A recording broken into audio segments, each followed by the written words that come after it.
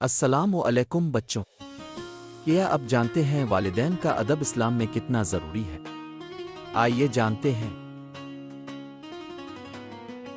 قرآن پاک میں اللہ تعالیٰ فرماتے ہیں وَقَضَى رَبُّكَ أَلَّا تَعْبُدُوا إِلَّا إِيَّاهُ وَبِالْوَالِدَيْنِ إِحْسَانًا، یعنی تم صرف اللہ کی عبادت کرو اور والدین کے ساتھ اچھا سلوک کرو۔ ہمارے والدین نے ہمیں پالا، محبت دی اور ہر مشکل میں ساتھ دیا۔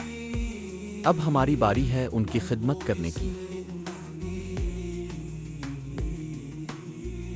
رسول اللہ صلی اللہ علیہ وآلہ وسلم نے فرمایا، جنت ماں کے قدموں تلے ہے۔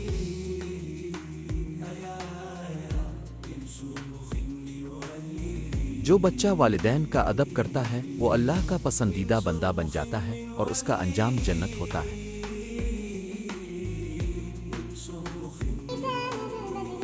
آج سے وعدے کریں کہ ہم ہمیشہ والدین کی عزت کریں گے، ان کا کہنا مانیں گے اور کبھی انہیں ناراض نہیں کریں گے۔